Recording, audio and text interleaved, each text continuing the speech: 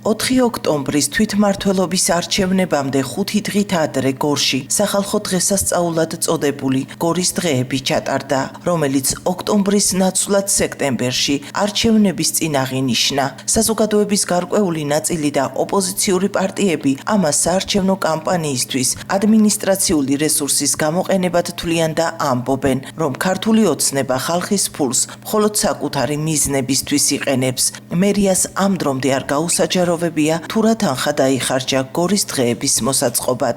ქართული ოცნება ქვეყნის ბიუჯეტს, თუნდაც ადგილობრივს, თუნდაც სახელმწიფოს ბიუჯეტს ისე იყენებს, როგორც საკუთარი შეპესეს ანგარიშს.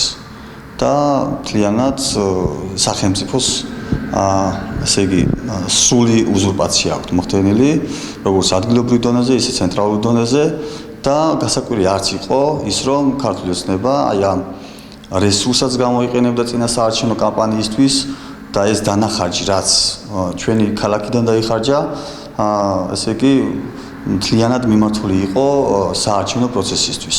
მათ კიდევ ერთხელ დაამტკიცეს ის, რომ არ აინტერესებთ მოსახლეობის ბედი, არ აინტერესებთ ის ადამიანები, ვინც დღეს ნაგვის ურნებში არიან ჩაყუდებულები და ელემენტარულ თვითგადარჩენისთვის რაღაცა ელემენტარულს ეძებენ და მათ თავარი დღის წესრიგი არის პირადი კეთილდღეობა, პოლიტიკური, პარტიული კეთილდღეობა და ეს უნდა დავასრულოთ აუცილებლად.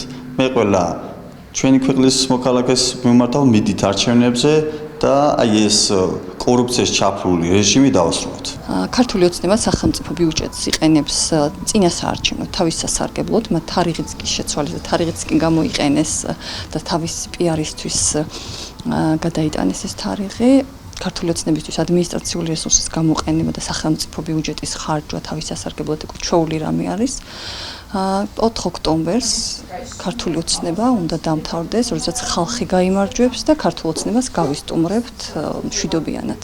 ქართულ ოცნებაში ოპოზიციის განცხადებებს უსაფუძვლოს უწოდებენ და ამბობენ, რომ სახალხო დღესასწაულის აღნიშვნას არანაირი კავშირი არ აქვს 4 ოქტომბერთან. როგორც იცით, გუშინ გაიმართა ჩვენი ქალაქის სახალხო დღესასწაული გორის დღეები 2025, რომელმაც ძალიან წარმატებულად ჩაიარა, ვნახეთ ძალიან ბევრი გაბწყინებული ჩვენი თანაქალაქელი, რომელიც ბედნიერი იყო ამ დღის აღნიშვნით, თუმცა ოპოზიციამ აქაც შეძლო მოენახა საკითხი, რაზეც სპეკულაციას მოახდენდა და ისინი ამბობენ, რომ ადმინისტრაციული რესურსის გამოყენება ხდება, რაც რასაკვირველია, არც ერთ შემთხვევაში, არც დღეს და არც თუნდაც წარსულის მაგალითებსაც რო გადავხედოთ, არც ერთხელ მსგავსი ფაქტი არ ყოფილა.